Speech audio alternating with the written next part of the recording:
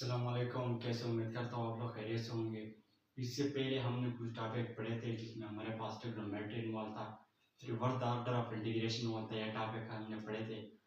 आज से हम एक नया टॉपिक शुरू करेंगे, कम्प्लेक्स नंबर शुरू करेंगे और इसके साथ जिसका जितना भी डिटेल हो वो हम डिटेल के साथ डिस्क्राइब करेंगे।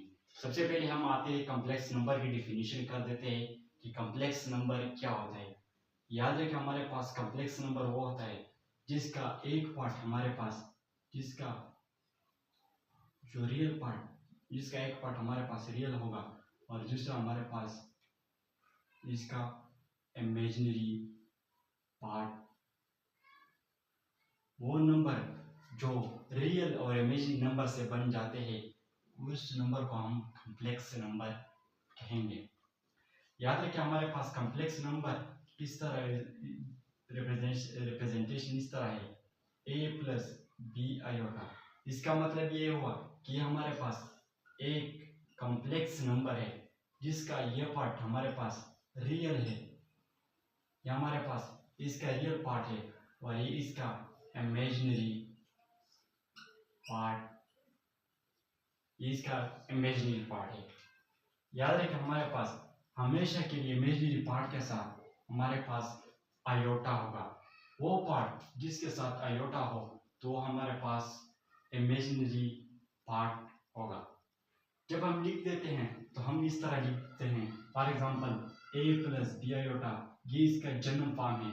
जब हम कम्प्लेक्स नंबर लिख देते हैं तो हम इस तरह लिख सकते हैं, for example 3 plus 7 iota, 6 plus 5 iota. इस तरह हम और भी लिख सकते हैं।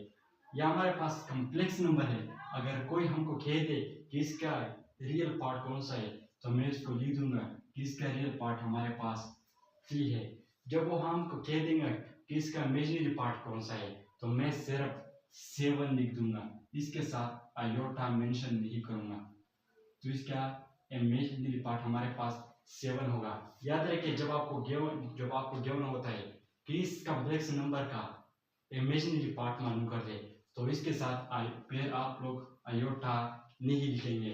फॉर एग्जांपल अगर मैं एक लिख दूं 10 प्लस 7 आयोटा, अगर कोई कह दे कि इस नंबर का, इस कम्प्लेक्स नंबर का इमेजिनरी पार्ट कौन सा है, अगर वो आपको एमसीक्यूज दे दे 7 आयोटा, 7, 10, 9, तो याद रखें जब आपको गिवन होता है कि इसका इमेजिनरी पार्ट क्या है इस कम्प्लेक्स नंबर का तो आप सिर्फ 7 लिख देंगे, 7 आयोटा नहीं लिख देंगे, तो फिर ये गलत कंसीडर होगा।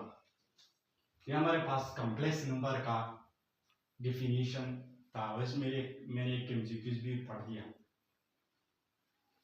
इसके साथ साथ हमारे पास एक कंसेप्ट है,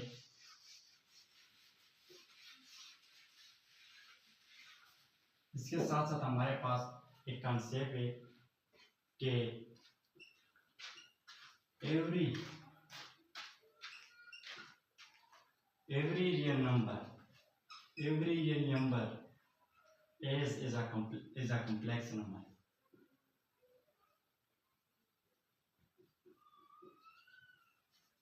Every real number is a complex number if we select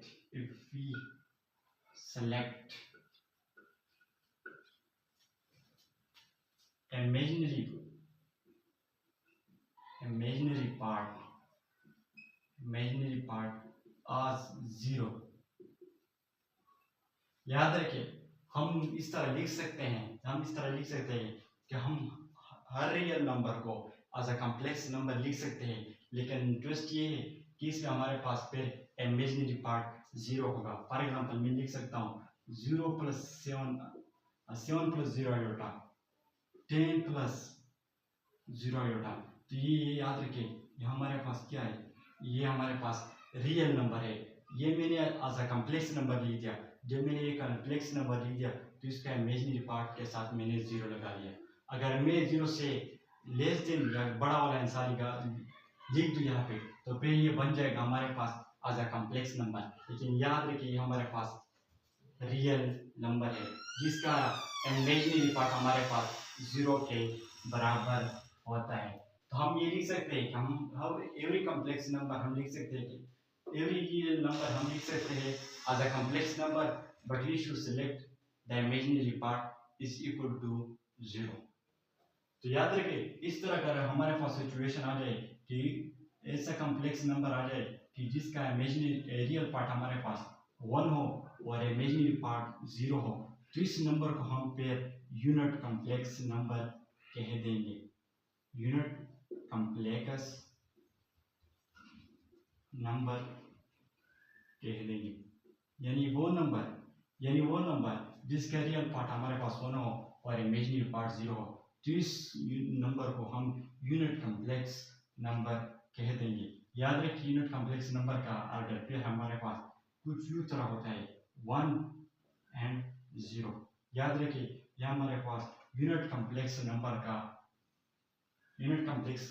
का ऑर्डर पेयर है। अगर आपको ये वीडियो अच्छी लगी हो तो अपने दोस्तों के साथ भी शेयर करें, ताकि आने वाले वीडियो को इनका कंसेप्ट क्लियर हो जाए। इसके बाद हम इस आयोटा पे हायर पावर रिजॉल्व करेंगे कि अगर हमको आयोटा पे बड़ा पावर गिवन है तो हमको किस तरह पता चल जाएगा कि इससे क्या आ जाएगा। इंशाल्लाह नेक्स्ट वीडियो में मैं वो एक्सप्लेन करूँगा। Thank you very much for the watching.